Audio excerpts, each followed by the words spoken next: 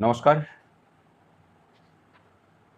সংগ্রামী যৌথ মঞ্চের পক্ষ থেকে আজকের ফেসবুক লাইভে আপনাদের সকলকে স্বাগত জানাচ্ছি।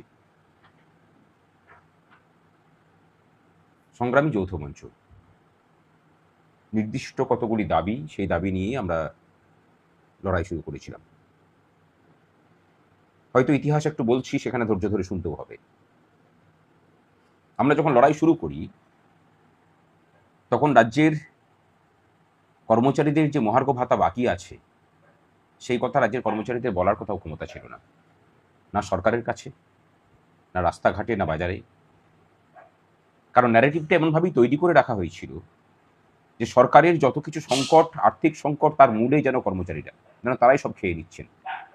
কর্মচারীরাও যে পরিশ্রম করে রাজ্যটাকে চালান, সরকারটাকে চালিয়ে নিয়ে যান, মানুষের কাছে পরিষেবা পৌঁছে দেন, এবং তাদের পরিশ্রমের বিনিময়ে আইনসঙ্গতভাবে তাদের সঠিক পারিশ্রমিক পাওয়াটাও যে আইন স্বীকৃত অধিকার, সেটাকে ভুলিয়ে দেওয়া হয়েছিল। তার আগে পর্যন্ত পশ্চিমবঙ্গের যা কিছু কর্মচারী আন্দোলন ছিল, তার মধ্যে কোনো না কোনো দল রাজনীতির অনুপ্রবেশ ছিল, বা দল রাজনীতির লোকেরাই সেসব আন্দোলনগুলোকে কন্ট্রোল করেছেন। তার ফলশ্রুতিতে কি হতো? যখন নির্বাচন আসতো, নির্বাচনের সময় কর্মচারীরা তখন নিজেদের দাবি দাওয়াকে সিন্দুকের মধ্যে তালাবন্দি করে নিজের পছন্দের দলের স্বার্থ রক্ষা করার জন্য নেমে পড়তেন। আমরা আসার পরে অনশন শুরু করা, বিগত 3.5 বছর ধরে যেসব আন্দোলন আমরা করেছি, কোনো বিরোধী দলের ক্ষমতা হয়নি সেসব জায়গাতে গিয়ে আন্দোলন করার। আমি একদম দায়িত্ব নিয়ে কথাটা বলছি। ধীরে ধীরে রাজ্যে কর্মচারীদের দাবি দাওয়াগুলো সমস্ত কিছুই, সেটা ডিএ হোক, সেটা শূন্য পদে নিয়োগ হোক, সেটা অস্থায়ী কর্মচারীদের স্থায়ীকরণ সহ বেতন বৃদ্ধি হোক, প্রাতিষ্ঠানিক দুর্নীতির বিরুদ্ধে লড়াই হোক, সমস্ত কিছুগুলোই রাজ্যের মূল এজেন্ডা হয়ে উঠল। আমরা কিন্তু প্রথমে সুপ্রিম কোর্টে যে ডিএ মামলা চলছিল, সেখানে আমরা যোগদান করিনি। আমরা মনে করেছিলাম যারা মামলাকারী সংগঠন আছেন তারাই এই বিষয়টাকে দেখভাল করতে পারবেন। এরপরে যখন সেটা হলো না, তখন আমরা বাধ্য হয়ে সেখানে যোগদান করলাম, এবং আমরা যখন যোগদান করতে গেলাম, তখন সেখানে দুটো কর্মচারী সংগঠন, কনফেডারেশন অফ গভর্নমেন্ট এমপ্লয়িজ এবং ইউনিটি ফোরাম, তারা তাদের আইনজীবীদেরকে দিয়ে আমরা যাতে যুক্ত হতে না পারি তার বিরোধিতা করলেন। যদিও মাননীয় বিচারপতিরা সেই বিরোধিতাকে আমল না দিয়ে আমাদেরকে যুক্ত করলেন। আমরা গোপাল সুব্রমণিয়ামজিকে নিয়ে মামলায় যুক্ত হলাম। গোপাল সুব্রমণিয়ামজির হাত ধরেই এই মামলায় আমরা ঐতিহাসিক জয় পেলাম। জয় পাওয়ার পরই আমরা আবার আন্দোলনে নামলাম। কেন না, সুপ্রিম কোর্টের রায়কে ইমপ্লিমেন্ট করাতে হবে। ধর্মঘট, রাস্তা অবরোধ, কলকাতাকে প্রায় অবরুদ্ধ করে রাখা হয়েছিল 4 ঘন্টা। তারপরে একটা নোটিফিকেশন এলো, এবং যথারীতি ভোট যখন চলে এলো, আবার আমাদের সমস্ত কর্মচারী সংগঠন যখন নিজের দলের স্বার্থ রক্ষা করতে ব্যস্ত হয়ে পড়ল, তখন সংগ্রামী যৌথ মঞ্চ কর্মচারীদের দাবি দাওয়াগুলোকে নিয়ে সমস্ত রাজনৈতিক দলের সাথে কাছে গিয়ে দর কষাকষি শুরু করলো, এবং আলটিমেটলি বিজেপির সাথে বসে ঠিক হলো যে তারা যদি ক্ষমতায় আসেন, যদিও তাদেরই ক্ষমতায় আসার সম্ভাবনা সব থেকে প্রবল ছিল,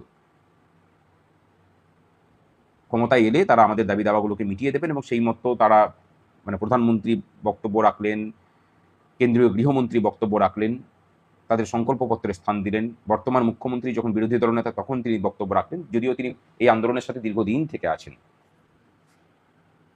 আলটিমেটলি আমরা সরকার চেঞ্জ হলো, কর্মচারীদের প্রতি সরকারের দৃষ্টিভঙ্গির বদল ঘটল।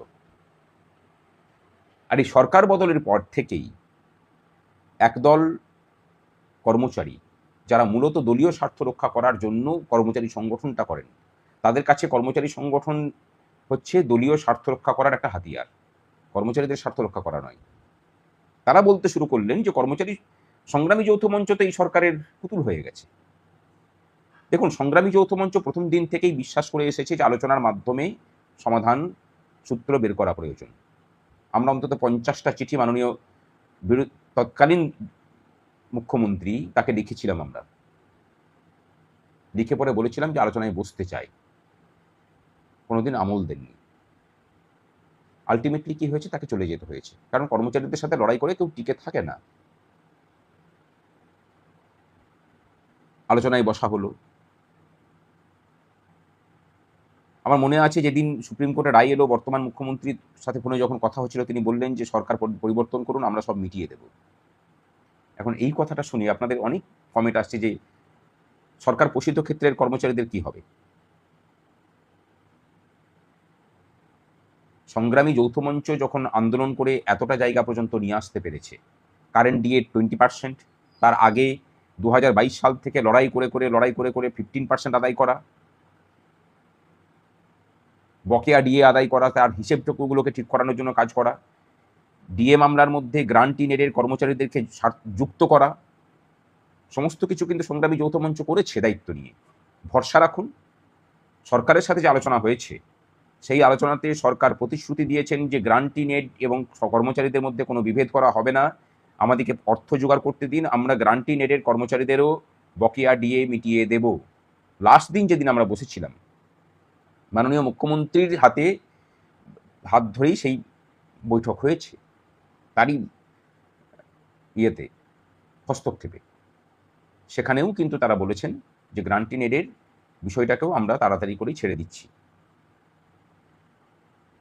যারা বলছেন যে আমরা নাকি বিক্রি হয়ে গেছে, তাদেরকে বলবো যে আপনারা পথে নামুন, অপেক্ষা করছেন কিসের জন্য?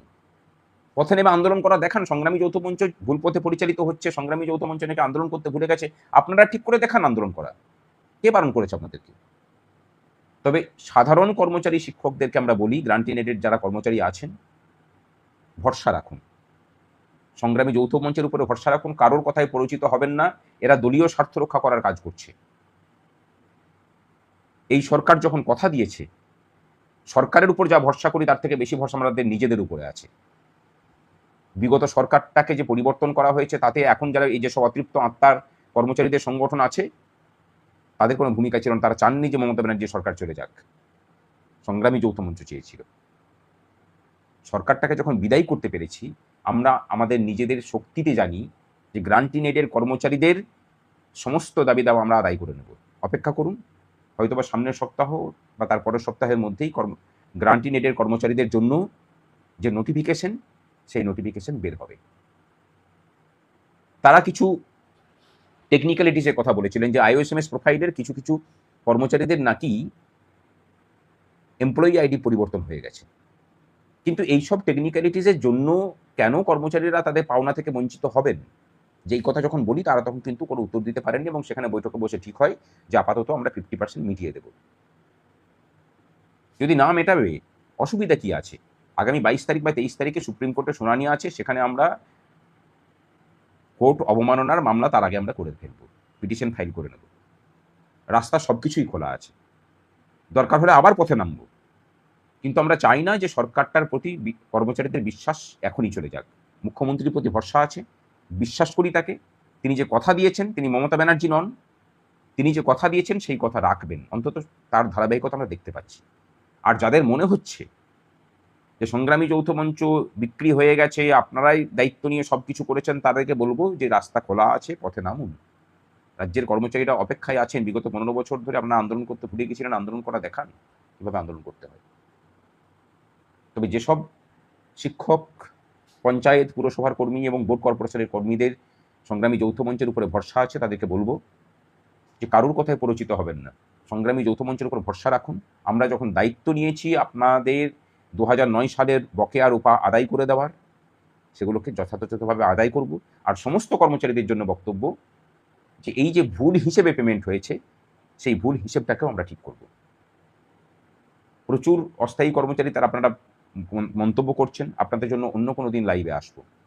সবসময় যে কোনো বিষয়ে লাইভ করলে পরে আপনাদের বিষয়গুলোকে এইভাবে উত্থাপন করা ঠিক নয়। আপনাদের সমস্ত বিষয় জানি, এক একটা দিন এক একটা বিষয়ে যখন কথা বলি তখন অন্য কোনো বিষয়গুলোকে উত্থাপন করা আসলে নিজেদের যে সংকীর্ণতা সেগুলোকে ব্যক্ত করছেন আপনারা, এটা উচিত নয়। প্রাথমিক শিক্ষকদের পেশাগত কিছু বিষয় নিয়ে অনেকে মন্তব্য করছেন, অন্য দিন হবে সেগুলো নিয়ে। আজকে যে বিষয়টা নিয়ে হচ্ছে, আপাতত সেই বিষয়টা নিয়ে আমরা থাকি। ভরসা রাখুন, সাথে থাকুন, খুব তাড়াতাড়ি গ্রান্ট ইন এডের কর্মচারীদের বকেয়া মেটানোর যে নোটিফিকেশন জারি হবে। ভালো থাকবেন সকলে, সাথে থাকুন, বিভ্রান্ত হবেন না। আগামী কাল বা পরশুদিন আমরা টেট নিয়ে লাইভে আসছি। ভালো থাকবেন। শুভরাত্রি।